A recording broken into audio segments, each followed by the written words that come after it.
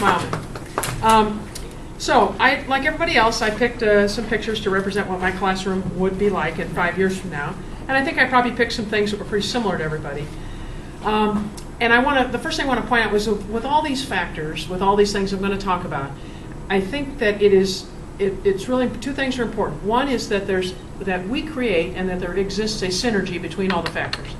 If you have energy in the students and you have enthusiasm, they feed on each other.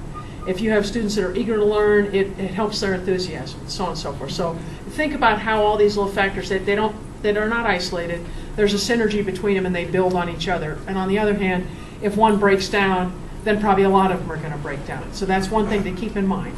The other is that each and every one of these factors we model as teachers. And it's not just I expect you to be enthusiastic, but it's I'm enthusiastic, I'm passionate, I'm eager to learn, and I'm leading the students that way. So I'm modeling the behavior. And the students will pick up on that because they know if you're bored, they know if you're organized or you're not organized. You've all been in classes as much as I have. And on the matter of seeking perfection, I thought I would add, I think it's important to seek perfection but not expect perfection. And what I mean by that is I don't think I'm ever going to reach perfection. But that's my goal.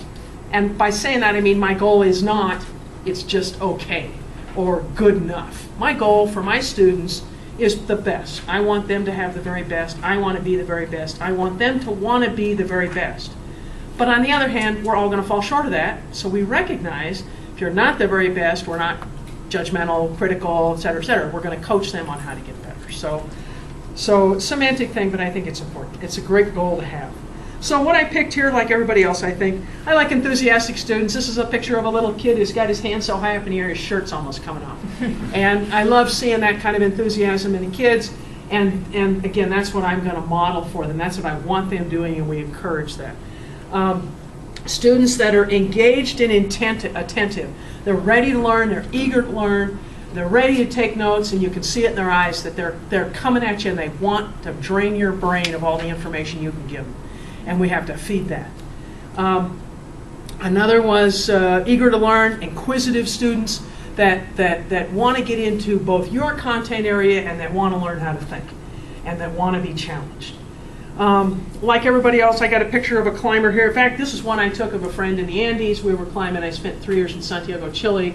An Spanish ice climbing friend of mine. That's kind of a cool picture, isn't it? Mm-hmm. But it symbolizes, like other people have had pictures of climbers too, is the willingness to take risks and the willingness to breed that in your students and teaching your students so they'll take risks too and not worry about being punished for failure, because failure is going to happen, and that's how we learn.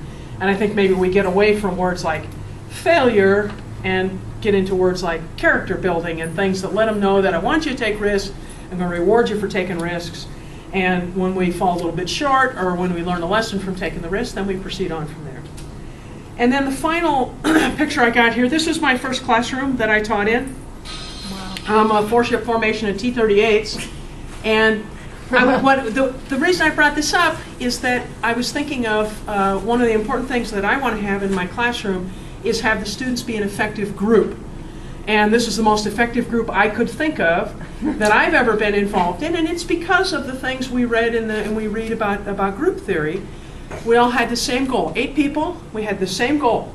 We had clear standards, we had clear norms. Everyone knew what to expect of everybody else. You can't fly 3 feet away at 600 knots unless you know exactly what to expect from everybody else and you know that they're going to follow the same rules. And there's clear leadership. Leadership changes. The same guy isn't always in front all the time. You change leaders, and someone else gets to practice being the leader. And everyone understands that the new person is the leader, and we follow that new person.